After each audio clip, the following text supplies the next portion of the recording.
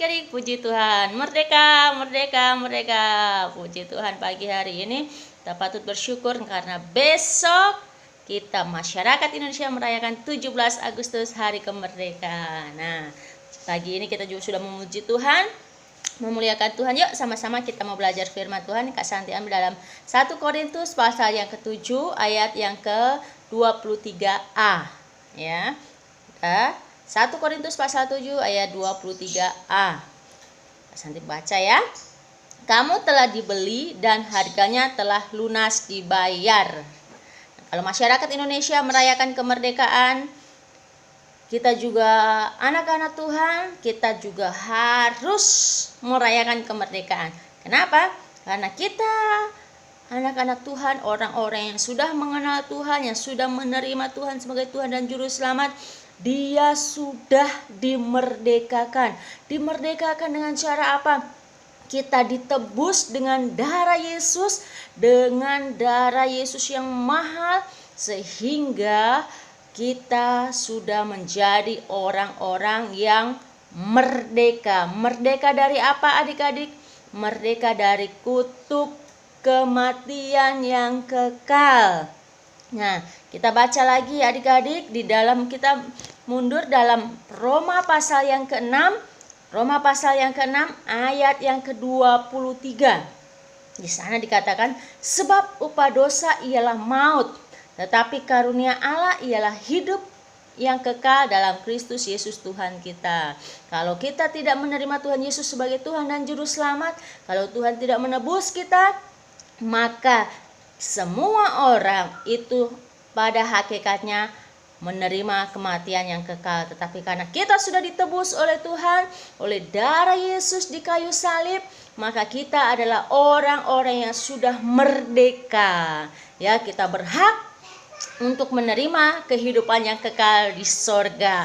Nah, oleh sebab itu kemerdekaan, kalau bangsa Indonesia sudah merdeka dan harus dipertahankan supaya tidak dijajah lagi, maka kita sebagai anak-anak Tuhan juga kita harus mempertahankan keselamatan, kemerdekaan yang Tuhan sudah berikan.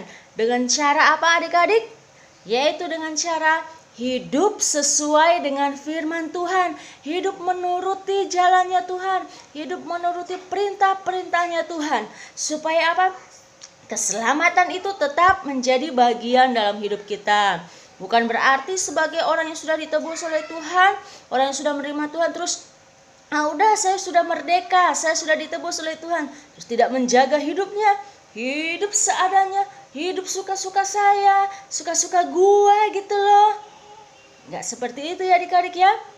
Kalau orang yang sudah dimerdekakan oleh Tuhan, dia harus tetap menjaga hidupnya, menjaga pikirannya, menjaga hatinya, menjaga tingkah lakunya supaya sesuai dengan kebenaran firman Tuhan.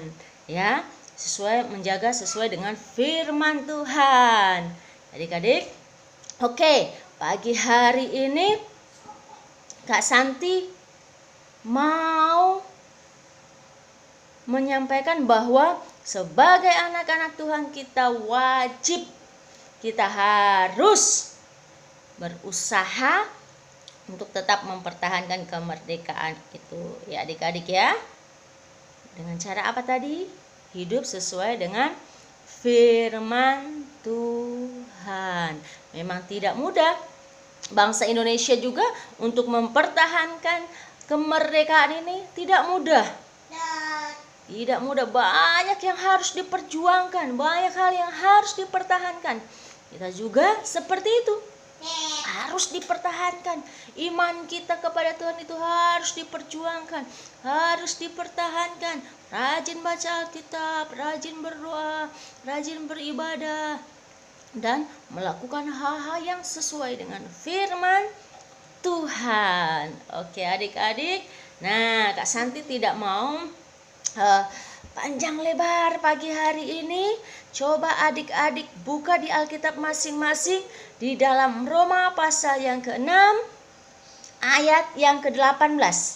Roma 6 ayat 18 ini juga menjadi ayat hafalan adik-adik semua ya.